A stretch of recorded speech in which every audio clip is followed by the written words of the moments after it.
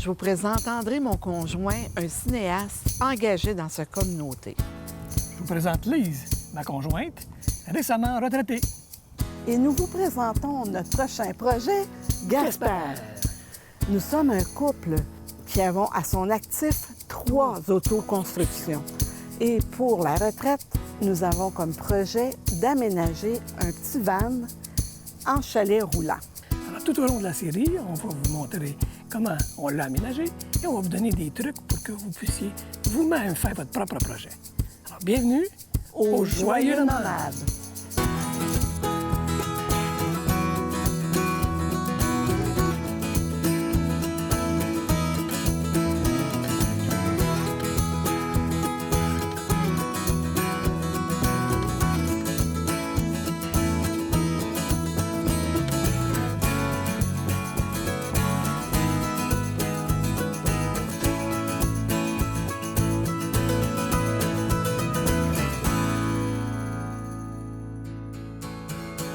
Cette semaine, pour notre deuxième épisode, on s'attarde à... L'installation du système de ventilation et du panneau solaire par la compagnie TSI. On vous montre comment on a préparé notre plafond On vous parle d'isolation. et on va pas seulement un, mais 2 trucs de mamie pour vous aider.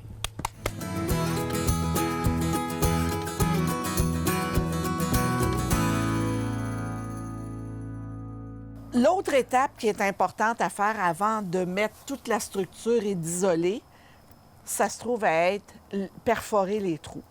Alors, surtout pour le toit, entre autres, parce que si vous voulez être, comme nous, autonome d'électricité, autonome d'eau et autonome de qualité d'air dans le véhicule. dans le véhicule, il fallait donc penser tout de suite, avant de faire la finition, alors de mettre nos ventilateurs et notre panneau solaire qui va pouvoir alimenter qui sera alimenté par notre batterie ou inverse. Qui va recharger notre batterie. Voilà.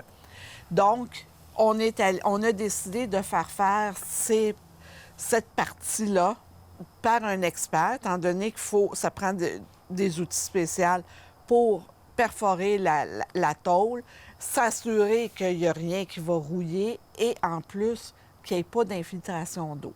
On est allé rencontrer les experts qui nous ont fait ça. TSI, à Châteauguay.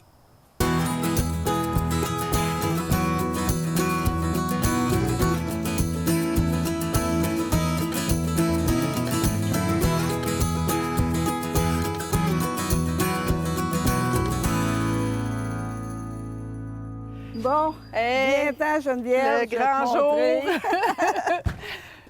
Le grand jour du dévoilement. J'ai bien hâte de voir cette belle vanne finie. Elle est tellement belle. De l'extérieur avec le logo, c'est magnifique. Ah, écoute, que c'est beau. Ah, c'est chaleureux. C'est chaleureux. C'est vraiment, vraiment beau. Un petit cocon, un petit chalet roulant. Ah, vous avez tellement bien travaillé. Félicitations. Bien, je vous présente Geneviève de chez TSI. Ça se trouve être une compagnie. Moi, je les ai connus, je les ai découverts sur Internet en faisant mes recherches en réfrigération. J'ai acheté le frigidaire d'ailleurs chez TSI, mais vous offrez d'autres produits. Oui, tout à fait. En fait, on part vraiment avec tous les véhicules qui sont à la base. ROF, on fait l'installation des ventilateurs, entre autres, comme on a fait pour Comme vous, on a fait, parce que nous, on voulait s'assurer que les ventilateurs, il n'y ait pas d'infiltration d'eau. Puis vous êtes équipés pour tout faire. C'est important de bien le faire, exactement. Puis ensuite de ça, bien, il y a l'installation des panneaux, la même chose. Hein? Les panneaux solaires sur le toit, ça a l'air de rien, mais on ne veut pas qu'il y ait d'infiltration d'eau. Donc, c'est fait vraiment avec beaucoup, beaucoup de minutie. Donc, puis ensuite de ça, bien, on y va avec toute l'installation électrique. On est capable de tout faire dans ce qui a trait à l'électricité dans les conversions de vannes. Bien oui.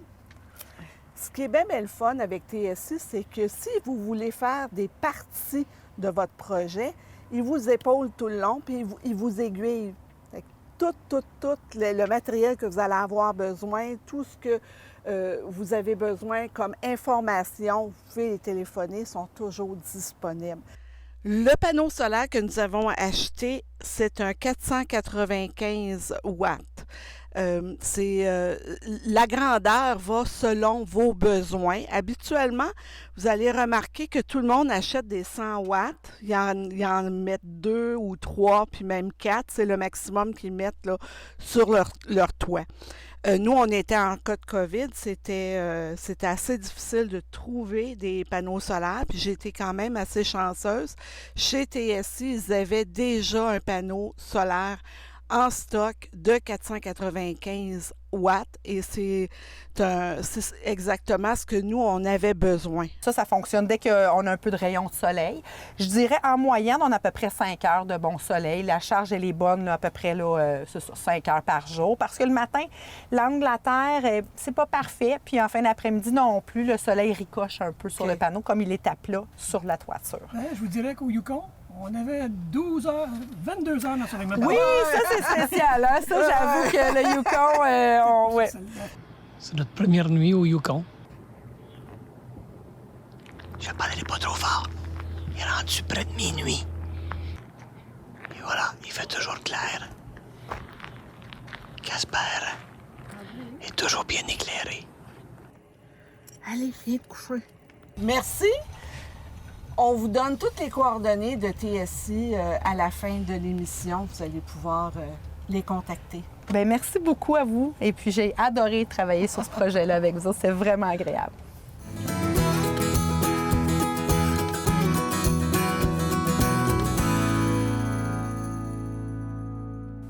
Alors maintenant qu'on a installé notre panneau solaire, notre ventilation, qu'on a tout bien scellé les trous et que par des professionnels pour pas que ça s'égoutte, on peut commencer à penser à préparer le plafond. Oui. Viens. On va partir, on fait ça. On monte ça.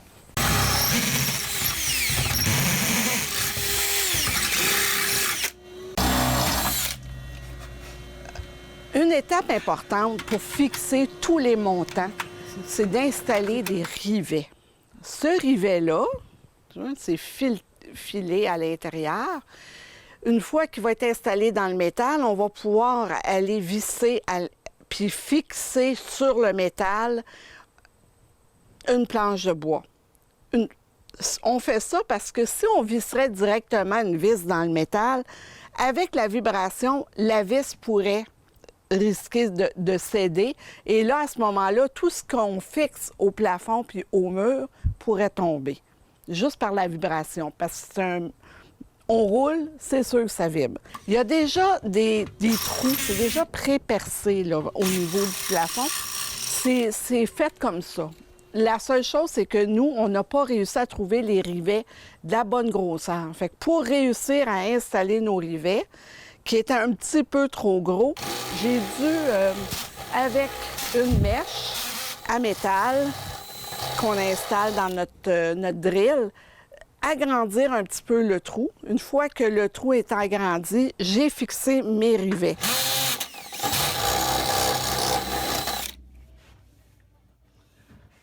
Ce rivet-là, j'ai acheté un outil qui s'appelle la riveteuse. C'est sûr que c'est un investissement, mais c'est pas très, très cher. Il y en a à quincaillerie. Moi, je l'ai commandé sur Internet.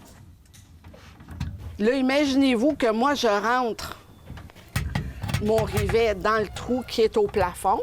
Et regardez bien qu'est-ce qui arrive. Ah, ça plie. Ça plie.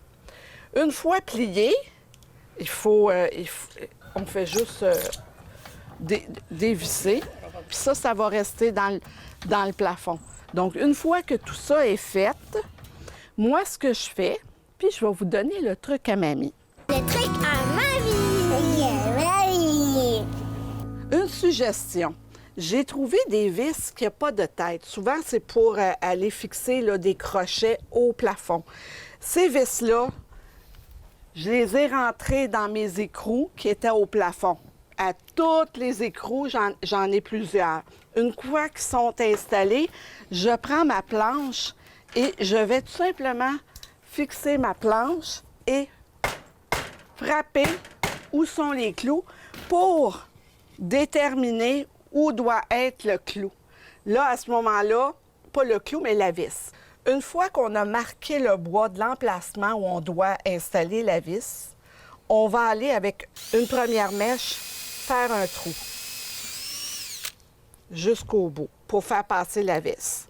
Mais comme il y a des têtes, il faut prendre une mèche un petit peu plus grande et juste un peu pour aller installer la tête pour que la vis ne sorte pas, que ça soit flush avec le... Donc, ce que ça fait, c'est qu'une fois que j'ai rentré, ma vis, elle accroche pas, là. Elle est flush. Ça, c'est installé dans le plafond. Et si je monte, tu la vois-tu en dessous? C'est flush. Donc, il n'y a rien qui dépasse. Et quand on va fixer une planche, il n'y aura pas rien qui va créer comme une bosse. Et voilà. Ça va être droit. C'est mon truc. C'est un beau truc, hein?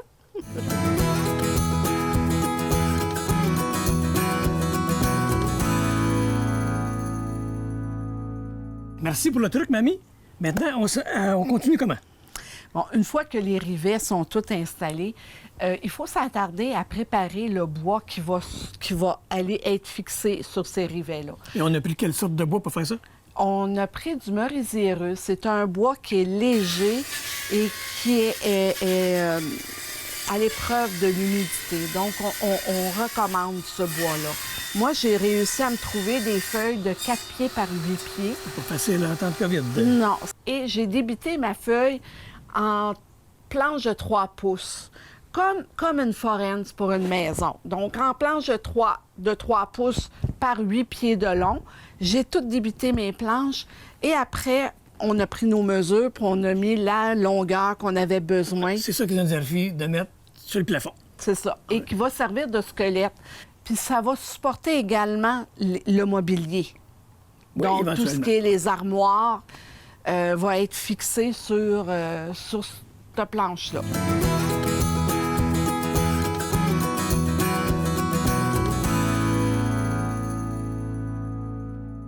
Alors maintenant, on va être rendu à l'intérieur du plafond. On a installé nos lattes et tout ça est intercalé pour pouvoir installer notre isolant. Notre isolant. Qu'est-ce qu'on met? Bon, bien, qu'est-ce qu'on met? On avait 3 choix. Le premier choix, qui est l'uréthane. C'est le plus dispendieux, je crois, parce qu'on doit le faire installer par un professionnel pour éviter, premièrement, que ça bosse de l'extérieur. C'est un isolant qui est rigide, qui devient sec, et à partir de là, on n'a plus accès au vide. Deuxième choix qu'on avait, c'est de la laine de chanvre. Puis de la laine de chanvre, on était en temps de COVID, ça se trouvait pas facilement. Il n'y en a pas beaucoup sur le marché. Il n'y a pas beaucoup de distributeurs. Alors, on a opté plus pour la laine de roche, qui était plus disponible pour nous. On trouve ça à quincaillerie, c'est assez facile. Dans les 3 cas, ça répond aux normes, au niveau de l'humidité, au niveau de l'inflammabilité. L'inflammabilité et pour l'isolation, pour garder chaud ou froid. Les 3 produits sont bons. La seule chose, c'est qu'au niveau du coût, le meilleur marché, c'est vraiment la laine de roche. Et le plus facile présentement accessible pour nous, c'était la laine de roche. En magasin et sur les Internets, on nous avait aussi proposé et suggéré pour que la laine adhère à notre métal, dépendre de la colle en spray, en aérosol. En aérosol. On s'est aperçu en cours de route que même si on avait ça, oui, la laine collait, mais tout le début, mais le restant tombait pareil. Par le poids, on a lâché prise là-dessus. Oui.